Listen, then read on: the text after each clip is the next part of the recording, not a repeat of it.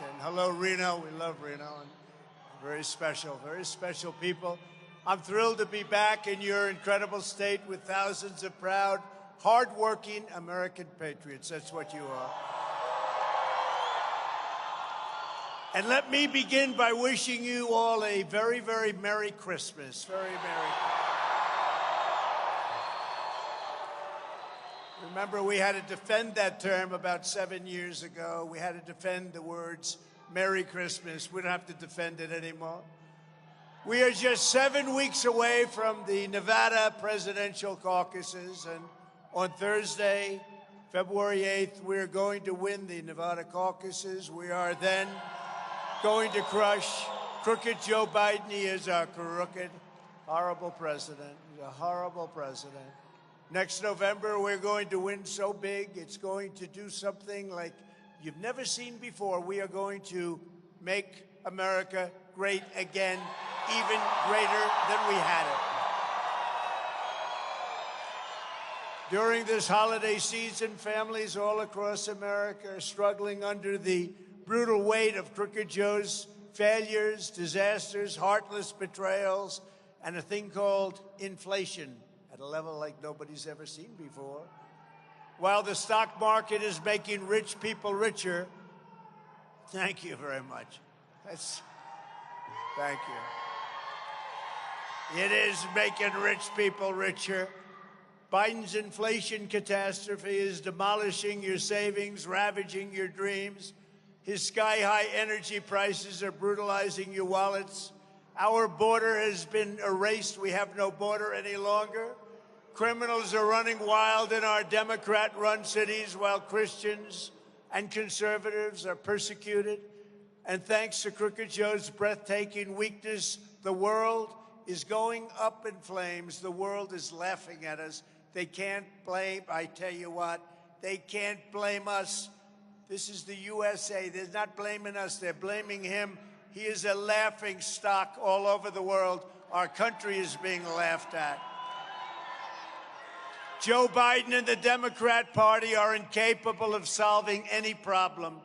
There's not a problem they've been able to solve. Crooked Joe is you know this. Did you ever hear this? Crooked Joe is a low IQ individual. And he is truly the worst, most incompetent, and most corrupt president in the history of our country. In fact, Jimmy Carter is very happy because he looks like that was a brilliant administration by comparison to what you have right now. Very, very brilliant indeed. But with your vote in this election, together we are going to save America. We're going to bring back our country, and we're going to bring it back from hell, because that's where it's been.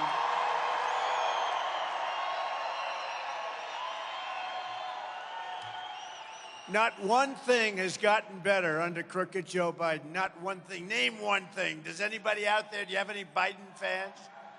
Are there any Biden fans in this big crowd? After 3 years of Bidenomics, he thinks the term is good. No, it was a bad term, not a good term. You know the one he doesn't like? MAGA. He talks about MAGA. It's called Make America Great Again. He doesn't like it. He doesn't like it. The average monthly mortgage payment has gone from $1,746 under my administration to $3,322 under the Biden administration. And then you have to ask, were you better off 5 years ago, or are you better off today? You're a lot better off 5 years ago. And you think what a difference a president makes. Makes a big difference. I had no idea to the extent. Frankly, I didn't realize it until well into the administration, when you see all the things we did. We're going to cover them. Biggest tax increase in history. When we had the biggest tax decrease ever. Think of it. Ever in history of our country, the biggest tax cut, the biggest tax decrease in the history of our country, the biggest regulation cuts in the history of our country, the best job numbers in the history of our country, the real job numbers, not the fake job numbers that they get. The next economic boom will begin the instant the world knows that crooked Joe Biden is gone, and we have 4 more years of President Donald J. Trump and you together. We're together.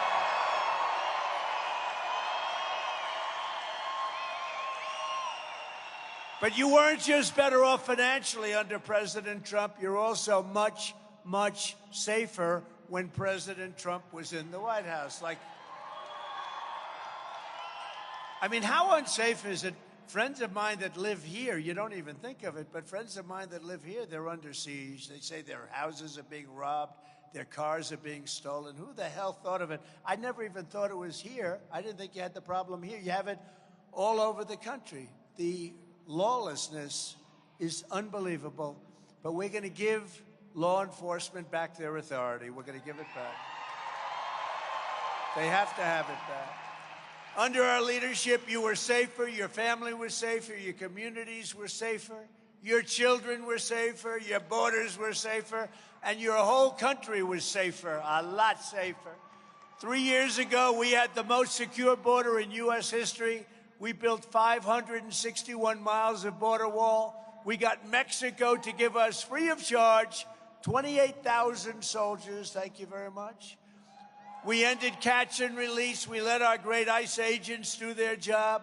And we deported over 1 million illegals in my very first term. 1 million. Back to their country. Our border had never been stronger, but then Crooked Joe came in and he launched an invasion against our country. This is an invasion. This is like a military invasion. Drugs, criminals, gang members, and terrorists are pouring into our country at record levels. We've never seen anything like it. They're taking over our cities. Under Biden, you have the highest number of illegal border crossings in the history of our country, by far the highest number of illegal visa overstays, and by far a new record being set every single week on drugs and every other lousy thing that's coming into our country. But as soon as we win the election, the momentum of our great victory will immediately begin stopping the hordes of illegal alien migrants who are charging across our border by the hundreds of thousands. Just like 3 years ago, the invasion will end. You know, it ended with us. When we came in, it just ended. We had to do a lot of work, but it ended. We had great people. Brandon Judd, Border Patrol, Tom Homan. We had just unbelievable people. If they would have just left it alone, you were setting every record. They took everything we did. They didn't finish the little sections of wall. We had built it. It was there. All they had to do is put it up. They actually sold those sections of wall for 5 cents on the dollar. Can you believe it? All they had to do is put it up. But people will know that I will catch them. We will catch them. We'll catch them together. We're going to send them back. We're going to send them out of our country. Given the unprecedented millions of Biden illegal aliens who are invading our country, it is only common sense that when I'm reelected, we will begin, and we have no choice, the largest deportation operation in American history. We have no choice. Crooked Joe has left us no choice. They're coming in by the tens of millions. They're coming in. I believe the number by the end of this administration will be at least 15 or 16 million people. They come from prisons. They come from mental institutions and insane asylums. Many are terrorists. They're catching record numbers of terrorists. But the ones that they don't catch, those are the bigger problems because they're coming in at levels that nobody's ever seen before. This is a problem that our country is going to have. We have to take care of it very quickly. And local law enforcement will help, and they'll help a lot.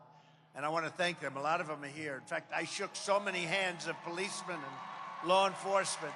This hand. You know, they tend to have very strong hands. And when you shake hundreds of them, they have very, very powerful hands. Sir, thank you very much. Ah, thank you, sir. One guy's fingers like sausages. Sir, do you mind if I shake your hand? Absolutely. And he's crying a little bit, you know, because he's happy. He hasn't cried since he was about 1 month old. Sir, do you mind if I shake? We have to save our country. May I shake your hand, sir? Yes. You go, oh. But that's okay. We do it. We do it for our country. And our country will pay a big price for this madness if we do not do what we have to do. We have to clean up our country. We have to get all the criminals. We have so many criminals being dumped into our country. I read an article recently in a paper. It's a fake newspaper, but I assume the article was true. Most of them are, unfortunately. Look at it back there. But most of them are.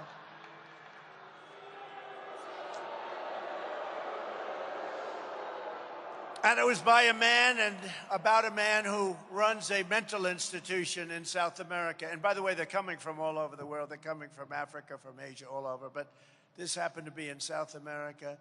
And he was sitting, a picture was sitting, reading a newspaper, sort of leisurely. And they were asking him, what are you doing? He goes, I was very busy all my life. I was very proud. I worked 24 hours a day. I was so busy all the time. But now I'm in this mental institution where he's been for years, and I'm in the mental institution, and I worked very hard on my patients, but now we don't have any patients. They've all been brought to the United States, okay? This is what's happening. This is what's happening. And I read that, and you can multiply that by hundreds and even thousands of different places all over the world. They're all being dumped into the, we're like a dumping ground. It's not gonna last long. You better win this election for us. You got to win it. Got to win it. Because they cheat like hell. They cheat like hell. It's the only thing they do good is they cheat on elections. For the past 3 years, crooked Joe Biden and the ultra-radical left Democrat extremists in Congress have turned America into a haven for bloodthirsty criminals, savage gang members like MS-13, very nice people. We're sending them back at levels that you've never, you know, we set records on sending MS-13 back. By the thousands we sent them back. Now they stay here in luxurious conditions. They stay here now in better conditions than our vets. Our vets aren't treated good, but MS-13. And they send in dangerous inmates emptied out of the prisons. They come out of the prisons. They come out of, you know, they say in the back, oh, please, sir, don't mention the words, insane asylum. But they come out of insane asylums all over the world and mental institutions. Insane asylum is a mental institution on steroids. That's Hannibal Lecter. Hannibal Lecter. You ever hear of him? Silence of the Lambs. That's what we got. We got him coming in, and this is not good. That's like an explosion waiting to happen. Just days ago, we learned that an illegal alien wanted for murder in Mexico secretly violated our border and was discovered in Las Vegas. They believe he's killed 2 people. Last year, another sadistic illegal alien murder with a previous criminal record went on a stabbing spree on the Las Vegas Strip, killing 2 people and badly wounding 6 more, badly. In Texas this month, the body of a 16-year-old high school cheerleader, you know about it, you've been reading about it a lot, was discovered by her mother in a bathtub, legs hanging out of the bathtub, stabbed to death and murdered by an illegal alien after she missed the Christmas parade. My mother said, where is she? The Christmas parade. She never showed up to the Christmas parade. She was killed by an illegal alien. Tens of thousands of Chinese nationals are pouring in, unchecked, unvetted, going who knows where, we don't know. They have no idea. They have no idea. You know, they're coming in 27,000 Chinese men aged 20 to 24, 25. No women, no older people, no younger people. About 20 to 24, 25 years old. The perfect age for an army. Is that what they're doing? They're sending men in. So has anybody heard the snake? I mean, we have a long time. The football games are terrible. They're boring. Would anybody like to hear the snake? What the hell? Good. We just happen to have a copy. I do this for Reno. We do it in special places. But it's a metaphor of what's going on at your border.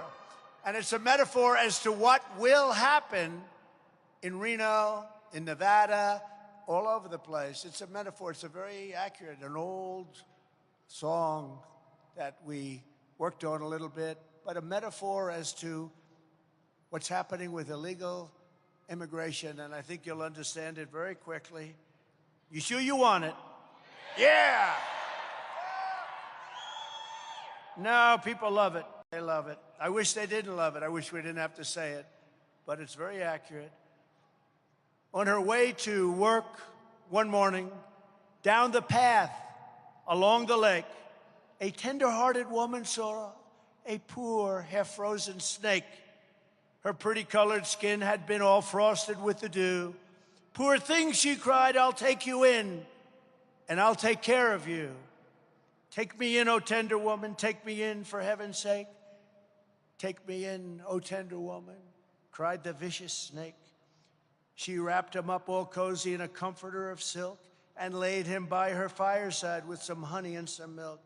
She hurried home from work that night, and soon as she arrived, she found the pretty snake she'd taken in had been revived. "Take me in, O tender woman. Take me in, for heaven's sake. Take me in, O tender woman," sighed the vicious snake. She clutched him to her bosom. "You're so beautiful," she cried, "but if I hadn't brought you in by now, you truly would have died." She stroked his pretty skin again and kissed him and held him tight. But instead of saying, "Thank you, ma'am," the snake gave her a vicious bite. Bite, bite, bite. "Take me in, O tender woman, take me in, for heaven's sake. Take me in, O tender woman," sighed the vicious snake. "I saved you," cried the woman, "and you've bitten me, but why? You know your bite is poisonous, and now I'm going to die." "Shut up, silly woman," said the reptile with a grin. "You knew damn well I was a snake before you took me in." Does that remind you? Does that remind you of anything? Be ready, because what they're allowing into our country is very, very bad. Very, very, very bad. And I think that's about as accurate as you could get, put in an interesting form, right? It's a very interesting form. Are we glad we did that? Yes? It's sad that we have to do it. You know, common sense would say we should never even have to be talking about a thing like that. Who would allow people to pour into our country that are from prisons and from lots of other places that you don't want to talk about?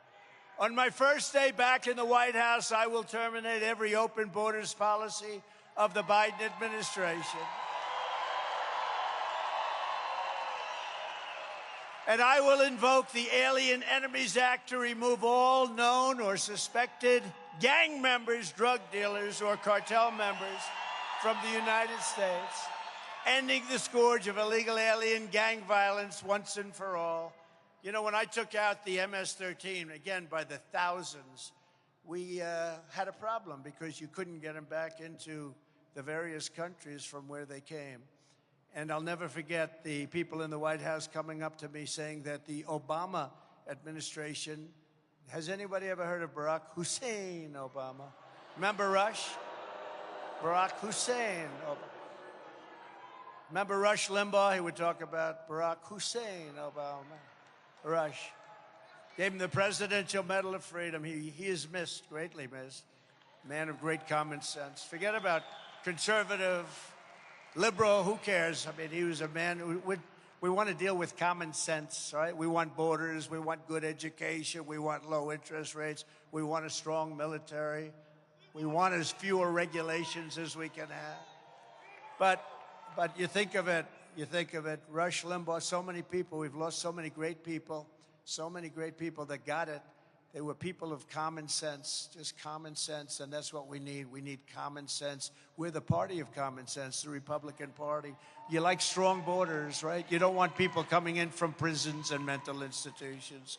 I will shift massive portions of federal law enforcement to immigration enforcement, including parts of the DEA, ATF, FBI, and DHS.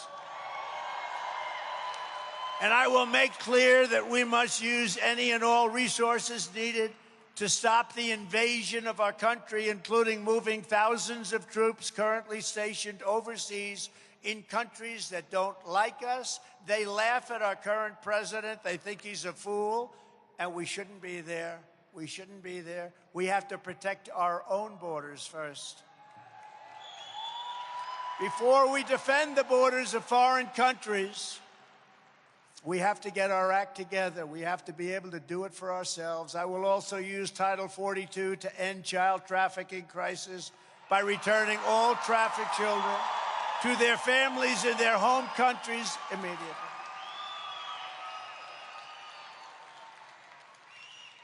So these people told me, though, just to finish the story, they told me that, sir, you're not going to be able to bring the gang members back to their countries. They won't accept them. Oh, that's nice. You mean they send them? Absolutely. They send them in caravans. They send them up. They dump them in our country. That's why they have empty jails. That's why their jails are empty. You know what they save? You know what they don't want them for 50 years in jail or more or less. They don't want them. They don't want MS-13. They don't want these killers and murderers. So they said, sir, they won't take them. They put planes, big planes on the runway. So when our plane comes in loaded up with people, they had to go away. And they put bus stops, they put all of these stoppers, big stoppers. You blow out the tires, they have them on the ground, they pop up, they blow out the tires of our buses and vans as we bring them back into the various countries, Honduras, El Salvador, different countries, all different countries. They come from a lot of different countries. So what happens? Guatemala, a lot of from Guatemala. So what happens is they said, you'll never get them back. I said, how much money do we pay those countries in foreign aid? Sir, we pay them $750 million. It's a lot, you know, not big compared to what some countries get, stupidly. But we pay them $750 million. I said, please inform them that starting tomorrow morning, they are not getting any more foreign aid.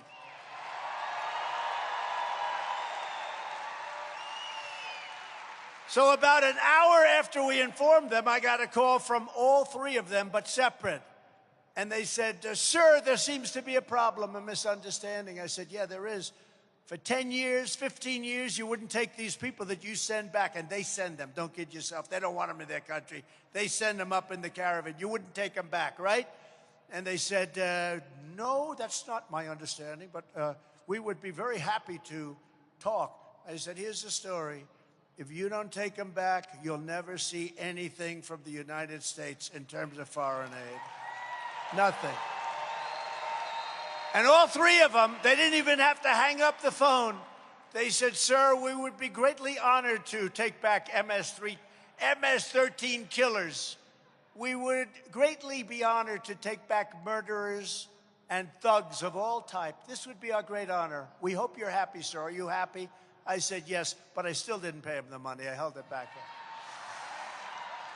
And to keep America safe from terror, that was a big deal because they wouldn't take them back. We were stuck with them. And Obama and Biden, you know, I doubt he was very much involved. But Obama and the Obama administration, including crooked Joe Biden, would not take them back, would not make any deals. All they did was accept the fact that these countries wouldn't take them back. I got a thing called a telephone. You can do a lot with a telephone. You can do a lot. I did it with France. They were going to put taxes on American companies, big taxes. And I gave it to my people, and my people worked on it. They couldn't do anything. It was done. They said it was done. And my people came back. They're good people, but they aren't me, and they're not you. And they came back, and they said, sir, Macron, they spoke to Macron, very nice gentleman, but he's, you know, he's for France. And he's a wise guy, but he's for France. And we're for the United States of America, right? Sir, we spoke to we spoke to Emmanuel Macron. I said, well, that's the right guy. What did he say? He said, no, this deal is done. I'm sorry, we can't do anything. So this went on for 2 months, and I said, all right, now, let's handle it properly. I called up Emmanuel Macron, head of France, absolute head of France. I said, Emmanuel, you're going to tax American companies. That's not fair. No, no, no, it is too late to discuss this. I said, well, that's okay. But here's the story. If this goes into effect next week, when it was supposed to go into effect, I am going to put a 100% tax on all wine and champagne that comes in to the United States from France.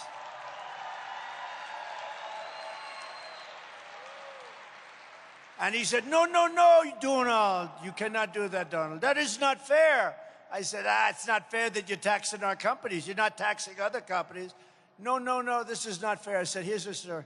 You have 15 minutes to tell me whether or not you're going to take the tax off. I will call you back, Donald.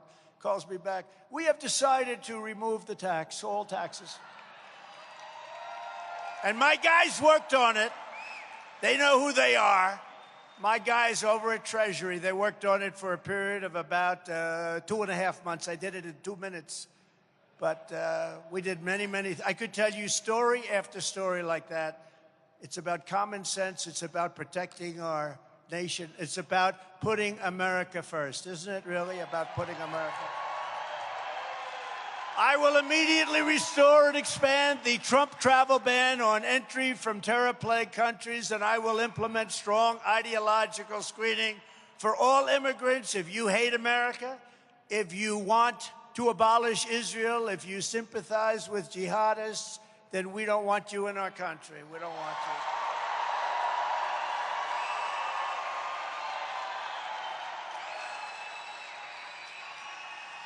you. Crooked Joe Biden puts China first, puts Asia first, puts Ukraine first, puts illegal aliens first, environmental maniacs first, everyone else first. He puts everybody first that's bad, but he puts America last. He puts Nevada last. He puts our workers last.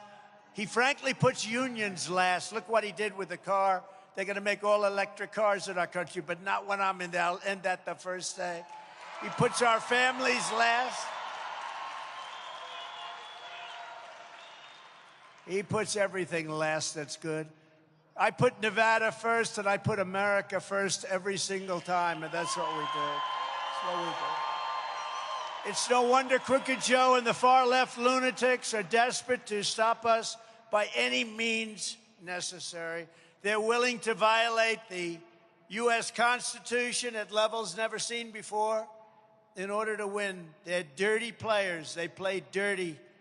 They weaponize justice. They're a bunch of dirty players. Look at what they're doing right here to Michael and great people in this state. It's a disgrace. Joe Biden is a threat to democracy. They're weaponizing law enforcement for high-level election interference because we're beating them so badly in the polls.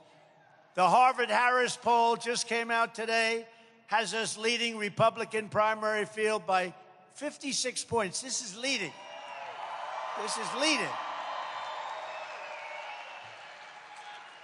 This is leading by 56 points, with Trump at 67%, Ron DeSanctimonious at 11%, and Nikki Haley at 10%. Where's the surge? Where's the surge? They kept saying, oh, she's surging. She went down a point, and I went up 10 points last week, and they do a story that she's... And she is surging compared to him. So if you read the story, that's what they meant. Because I'm like 70 points above them. If you read the story, they meant she's surging compared to DeSanctimonious. But you have to read the story. But it said, Haley surges, not compared to me, because I went up, the new Fox poll just came up. I guess I went up like 7 or 8 points, 9 points. She went up 2 points, 3 points, and he's either even or went down. Then they say she's surging because she went up a couple of points on him, but she went way down compared to me. I'll tell you what, the media is so fake. They're so terrible. So terrible. In addition, one just came out a little while ago as I'm walking up. The new Clarity poll has Trump at 74, DeSantis at 10, and Haley at 6. In the new McLaughlin poll of Nevada, we're at 75%, while DeSanctimonious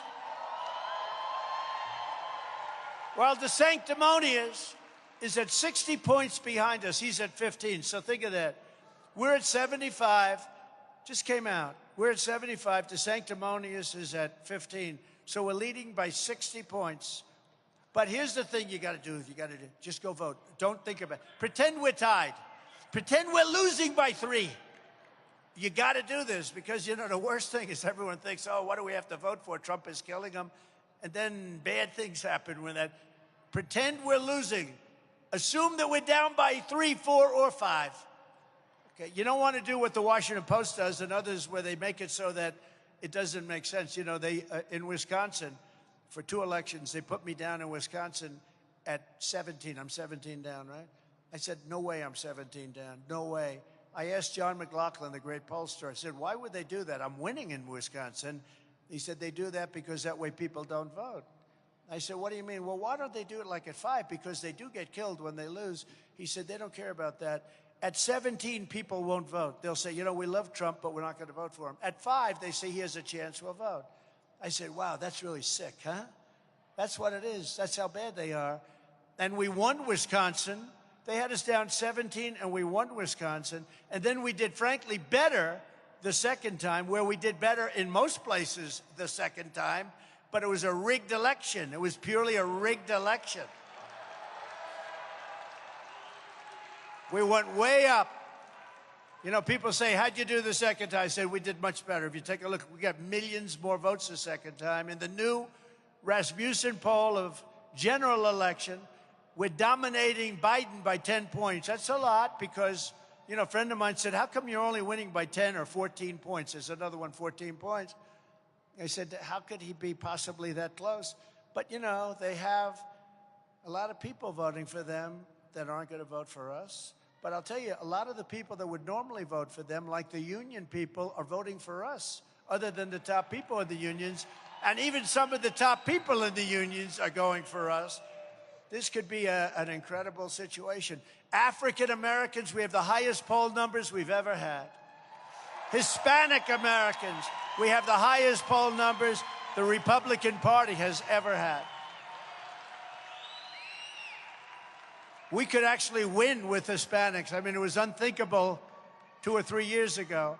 We won the state of Florida. We did so well. In Texas, we won the state of Texas. And all of the border towns voted for Trump, and they're about 85, 90% Hispanic, and won every single town along the border. First time in, they say the first time since Reconstruction. You know what Reconstruction means? That means the Civil War. I said, give me a definition of Reconstruction to the governor of Texas, who endorsed me recently, by the way, as did almost everybody else. But I said, give me a definition, Governor, of Reconstruction. You said I'm the first one to win all of these towns since Reconstruction. He said, well, Reconstruction since the Civil War. That's a long time ago. That's pretty good. So Hispanic, we're doing well. We're doing great with women. Well, finally, we're doing great. I think we've always done well with women. I think we've always done well with women. Did very well. And the reason we do well is they want security. Women want security. They want to have strong borders. They don't want to have crime. Little things like they don't want to have crime. And the Bloomberg Morning Console poll has us beating Crooked Joe in every single swing state by a lot. So, but with all of that, they cheat like hell, so we have to get out. We got to watch them. They used COVID to cheat, but they cheat almost automatically. The radical left Democrats rigged the presidential election of 2020. We're not going to allow them to rig the presidential election of 2024. We're not going to allow it. You know, the Washington Post had a poll 2 weeks ago. It came out. I was 10 up. Then I was 11 up. They made a mistake. And they actually put out a statement that this must be wrong, this poll. They paid like $1.5 million for a poll, and they're hoping it's wrong. Can you imagine that? It's the fake news. And then they went back and redid it, and I actually picked up a point. But those are the polls. I mean, we're up 10, 11, 12 points, which is considered to be a lot. You know, they start off with a base. We don't. We have to earn ours. And we ran in 2016, we ran the whole East Coast. We won Florida. We won Georgia. We won South Carolina, North Carolina. We won just about everything on the East Coast. And then we went to the Farm Belt. We won everything. We were winning everything. And it was a big upset.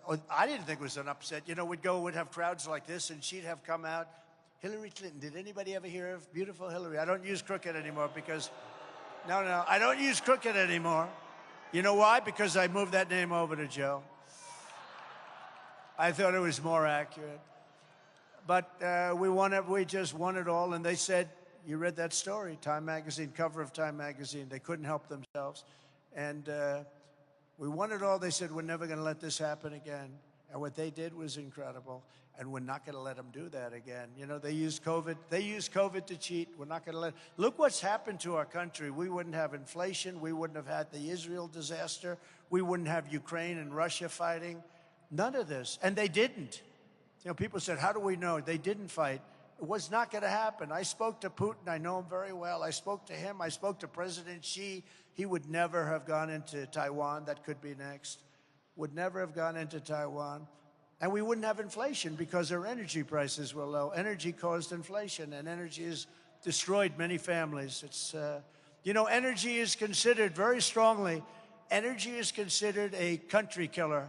If you look back over history, 200, 300 years, anytime there's inflation, countries die.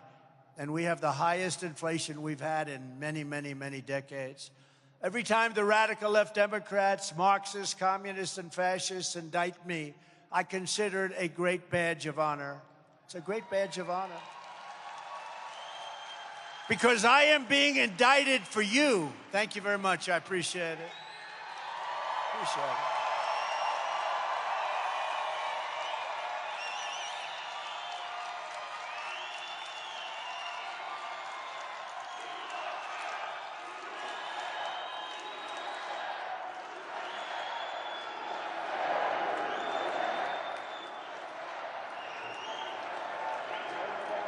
I don't know. I hear different stories. Did anybody ever hear of the great Alphonse Capone? Al Capone, great head of the mafia, right? Mean Scarface. He got a scar that went from here to here, and he didn't mind at all. But he was a rough guy. Now, I heard he was indicted once. A couple of people told me a few times more. But I was indicted 4 times, and Al Capone, Alphonse. You know, if he had dinner with you and if he didn't like the way you smiled at him at dinner, he would kill you. You'd be dead. By the time you walked out of the nice restaurant, you would be dead. He got indicted once. I got indicted 4 times. Over bullshit, I got indicted. Bullshit.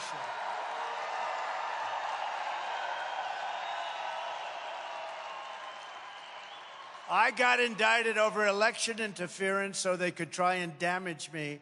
And something happened that nobody's ever seen before. My numbers went way up because the people get it. And I believe they'll check this for me, but I believe that they'll find that I'm probably the only person in history that got indicted and the numbers went up. I can't imagine. When you get indicted, I've seen it many times. If you're a politician, you get indicted, you announce, I will be resigning office. I will go home to my family, and I will fight for my name. That's it. That's the end. You never hear from the guy again. That's the end of it. But with me, I let it be known how fake this stuff is. It's so fake. These people are sick. These people are sick. And they're willing to fight dirty, and they're willing to do dirty elections and everything else necessary. Never forget, our enemies want to take away my freedom because I will never let them take away your freedom. That's what I do. They want to silence me because I will never let them silence you. And in the end, they are not after me. They're after you. And I just happen to be standing in their way. I am in their way. I always will be. This is far more than a campaign. This is the greatest political movement in the history of our country by far. Nobody even challenges that. The fake news back there, oh, there's a lot of news back there. You see that big red light on the camera? All of a sudden, when I start talking about them, that light goes off. They turn it off. They go, get it off, get it off. Now, we have some great journalists and reporters, but mostly, for the most part, they're corrupt and fake. Hence the term fake news. That was a good one. We have a lot of good ones. We are engaged in a righteous crusade to liberate this nation from a corrupt political class that is waging war on American democracy. And I'm telling you, Joe Biden is a threat to democracy. He's a threat to democracy. And you know one of the primary reasons he's a threat? Because he's incompetent. And because he's allowing people in the White House to run this country. That's why. If you put me back in the White House, their reign will be over and America will be a free nation once again.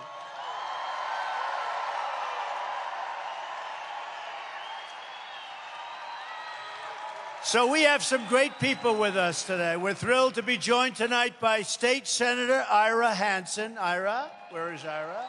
Thank you, Ira. Thank you for the endorsements and all of the other things. Nevada Assembly members, Alexis Hansen. Thank you, Alexis. Thank you very much. Nice to meet you back there. Ken Gray and John Ellison.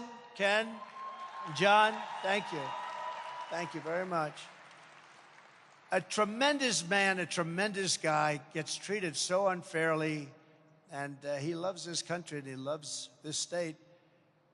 Nevada GOP Chairman Michael McDonald. He's a fantastic man. Where is he? Thank you. Thank you, Michael. Incredible guy. Vice Chairman Jim Hindle. Jim? Thank you, Jim. This is a big place, a lot of people here. Clark County GOP Chairman Jesse Law, fantastic man. Fantastic man. Thank you, Jesse. Great job you're doing. A great job. They're treated very unfairly. Washoe GOP Chairman Bruce Parks. Thanks, Bruce. Great job. Good to meet you, Bruce. Great to meet you. Commissioners Gene Herman, Scott Keller, Wes Rice, Jay Camarona, and Tammy Hendricks. Thank you, everybody. Thank you. Thank you, Jay.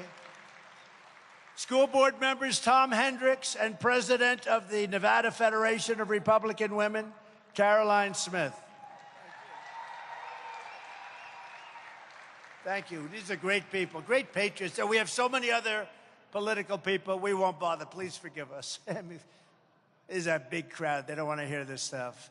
But these are great people. Together, we will continue to fight for Nevada and fight for America like no one has ever fought before. In our first 4 years, we appointed nearly 300 federal judges and 3 great Supreme Court justices. I kept my promise, recognized Israel's eternal capital, and opened the American embassy in Jerusalem. That was a big deal. I also recognized Israeli sovereignty over the Golan Heights, something that nobody thought would happen. And maybe most importantly of all, but Biden did nothing with it, I withdrew from disaster. It was a disaster. The disastrous Iran nuclear deal, it was a disaster. But he didn't do anything with it. He would have done something. You know, Iran was broke. They were broke. You could have made a great deal, but he just sat around, and now they got plenty of money, as you'll hear. And with the historic Abraham Accords, I even made peace in the Middle East. They would have been filled up. They would have all signed. But nothing happened there either. We fully rebuilt the U.S. military, created Space Force, which is very important. And I was the only president in decades who didn't start a war. Instead, I got us out of endless wars, and I also defeated ISIS. We defeated ISIS. We defeated ISIS. It was supposed to take 4 years. I got it done in 4 weeks. We will once again have peace through strength when we become the 47th president of the United States, all of us. And I am the only candidate who can make this promise to you. I will prevent World War III, and we're very close to World War III.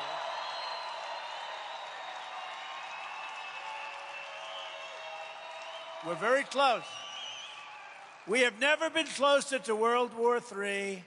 We have a man who's grossly incompetent and corrupt, leading these, not even negotiating. There's nothing to negotiate. They're not negotiating. There's nothing happening.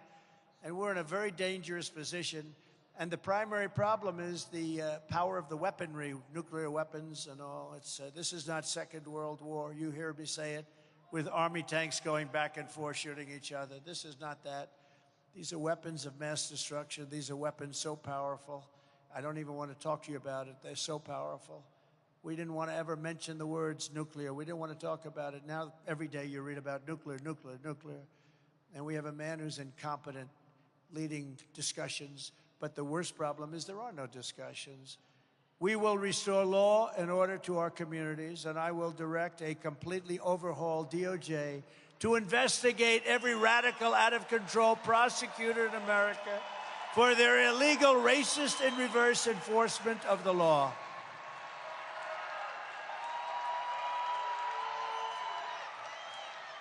I am also going to indemnify all those policemen that were shaking my hand back there. You better be listening. Police officers, law enforcement, please listen. But we're going to indemnify police officers and law enforcement officials throughout the United States from being destroyed by the radical left for taking strong actions on crime.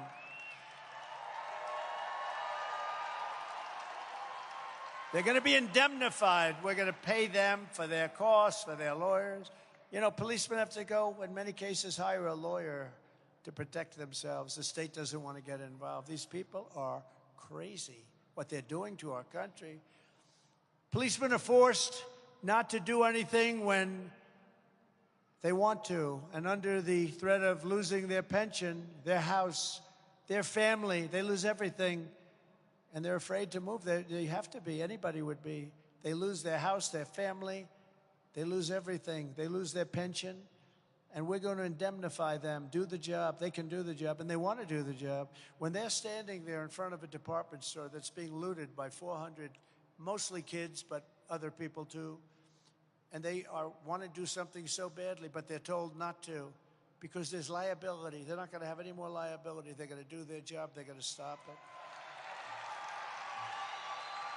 We're not going to let that happen anymore. In addition, we will take over our horribly run Washington, D.C. and clean up, renovate, and rebuild our capital so that it is no longer a nightmare of murder and crime. You see what's happening.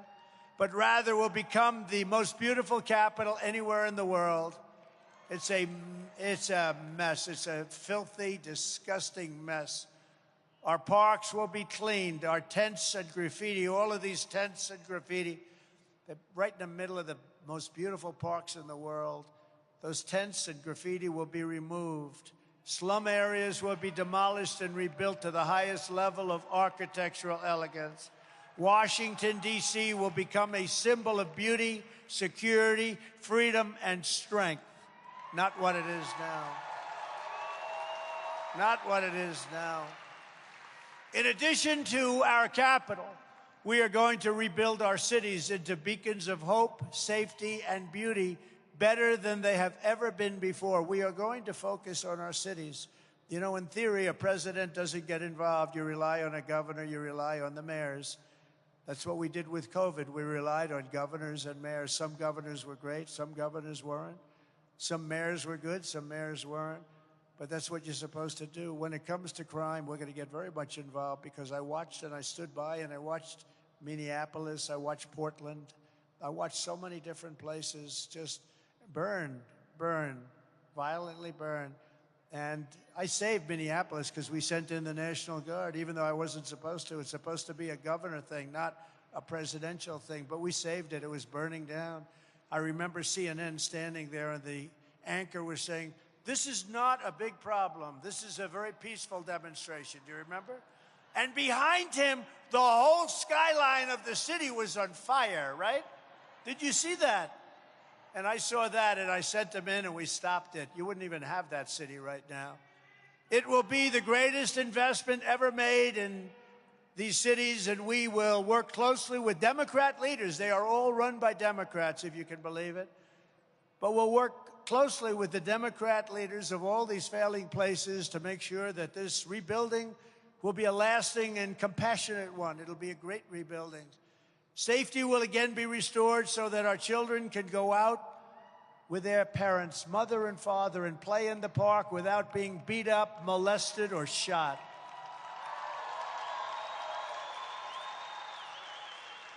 Students will be able to walk to school in peace. Criminal rates will plummet, and people will just long to move back to the cities again. I've longed to move to Manhattan. When I was young, I grew up in Queens. I wanted to move to Manhattan. I wanted to show my father and my mother how smart I was. I'm going to move to Manhattan. But I did. It was really a dream for me to move to Manhattan. Now people are moving out, and they're moving out of our cities, all of our cities. Look at Chicago. Look at Los Angeles. Look at San Francisco, one of the greatest cities in the world 15 years ago. Look at what's going on. We're going to make those cities great again. You know, we came up with a plan. We were going to build new cities. And I thought that was good. I like the idea. A very conservative plan, by the way. They put it forward. And I like the idea. We talked about it for a while. And then I realized, why would we want to build 10 new great cities when our cities are all in trouble because they've been so badly run? I said, I'd rather rebuild our existing cities and we can worry about the new cities at a later date. Does that make sense? So we're going to rebuild our cities, and we're going to make them safe. We're going to make them safe. We're going to rebuild our capital. We're going to take it. We're going to run it through the federal government, and it's going to be properly run. It's going to be safe. We're going to make it safe. We're going to get rid of the slums, and we're going to build magnificent buildings and parks. We're also going to stand up to the radical left communists, Marxists, fascists, and frauds who have taken over our universities. They've taken over our schools.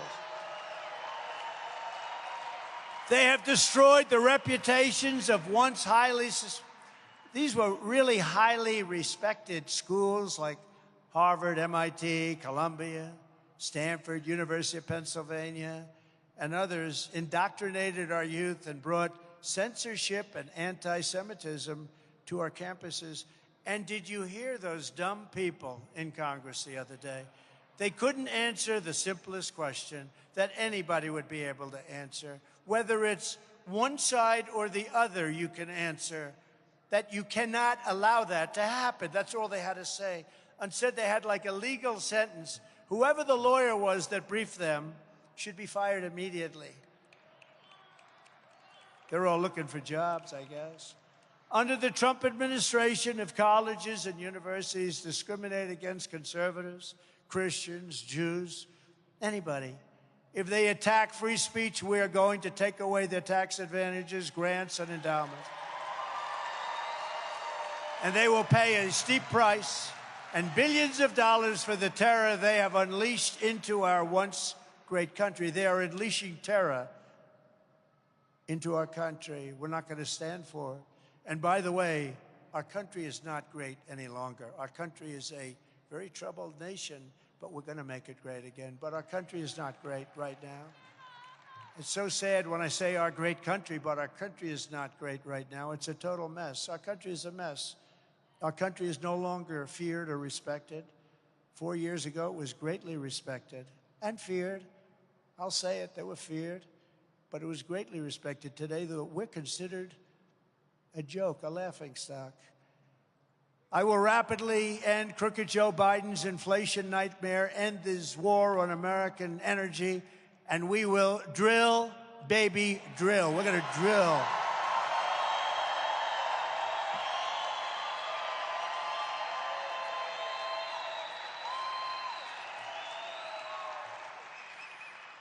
And unlike Ron DeSanctimonious, we will always protect Social Security and Medicare for our great seniors. He wanted to knock the hell out of Social Security and Medicare.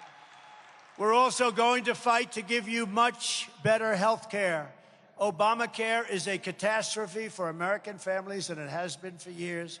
Even Elizabeth Warren, did you ever hear of her? Often referred to as Pocahontas because of her great Indian heritage. Did you ever hear of Pocahontas? She said she was an Indian. She got into schools because she was an Indian.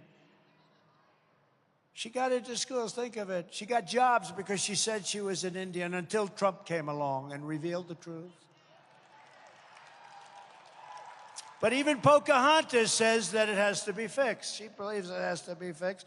We're going to make it much less expensive for people with much better health care, and we're going to get that done. We almost got it done, but John McCain voted against it. That was a bad day. Remember that? Thumbs down after campaigning for 10 years. Thumbs down, everybody. Let's put your thumb down. Campaigned for 10 years on it, and then he put his thumb down. So somebody will explain that to me someday. On day one, I will sign a new executive order to cut federal funding for any school pushing critical race theory, transgender insanity, and other inappropriate racial, sexual, or political content on our children.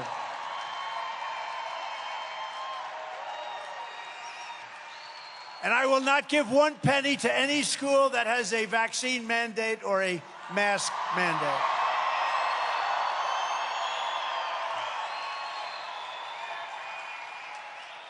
And who can believe I would have to say this?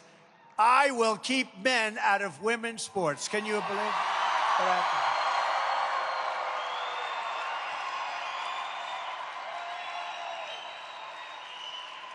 And as I did for 4 years, and it wasn't easy, I will fully uphold the Second Amendment. I will protect innocent life, and we will restore free speech in America once again. Very importantly to me, along with the border, just about as important it gets, we have to have strong borders, but we have to have secure elections, and we will secure our elections. But we have to get going. Look, our goal will be one-day voting with paper ballots and voter ID. Very simple. But until then, Republicans have to win. We have to win to put us in that position. We got to win. You know the way you win, you have to swamp them, because they're going to cheat like hell, but not like last time. I don't believe it was like. They're going to cheat like hell. We have to swamp them. If you swamp them, they can only cheat so much. That's what happened in 2016, but they weren't really prepared because they had no idea that we were that popular. They had no idea. If you took the 10 worst presidents in the history of the United States and added them up, they would not have done near the destruction to our country as Joe Biden and the Biden administration has done. So if you want to save America from Crooked Joe, then get every patriot you know and get them out to vote in their local caucus meeting on Thursday, February 8th. Go with Michael McDonald and all of the great people that are working so hard to turn your state around. You got to get out there. You got to vote. And again, remember, please, they say we're going to win by a lot. Don't count on it. Just get out and vote. Otherwise, bad things happen. It's happened before. Bad things can happen. Remember, we're not talking about the meaningless government-run universal mail-in ballot primary on Tuesday, February 6th. They have another. They have a primary, which doesn't matter because you have caucus. And there will be no delegates awarded for the primary. So it really is, as I said it, the caucus is the only way to vote for President Trump. It's safe, it's secure, transparent, but it's also the only one that counts. It's February 8th, okay? February 8th. Bring in as many people as you can. Sign up at nv.donaldjtrump.com, okay? That's very important. Get out and vote, even if you think we're going to have a massive landslide. Don't believe those polls, as I said. Assume you're 1 point, 2 points, or 3 points down. Together, we're taking on some of the most menacing forces and vicious opponents in our history. There's never been anything like it. And in conclusion, it doesn't matter how hateful and corrupt the communists and criminals are, we're fighting.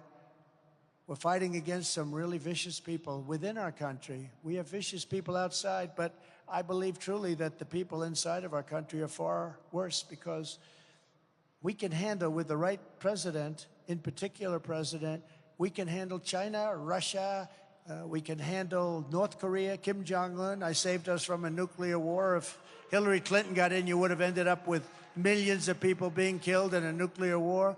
We can handle that if we have the right president. But what's very difficult are these corrupt communists that we have within our own country. They're very, very dangerous people. And you must never forget, this nation does not belong to them. This nation belongs to you. Belongs to you. This is your home. This is your heritage. And our American liberty is your God-given right. From Las Vegas to Carson City, from Henderson to Minden, and from Elko to right here in Reno, we stand on the shoulders of red-blooded American patriots who poured out their heart, sweat, and soul to secure our liberty and to defend our freedom. Nevada was founded by some of the toughest men and strongest women ever to walk the face of the earth. This state was built by pioneers and prospectors, miners and cowboys, laymen, builders, innovators, and trailblazers who tamed the frontier, raised up the mighty Hoover Dam, transformed a sprawling desert into a shining oasis, and lit up the brilliant lights of the Las Vegas Strip. That's what it is. Our American ancestors risked everything to make this into the greatest nation in the history of the world.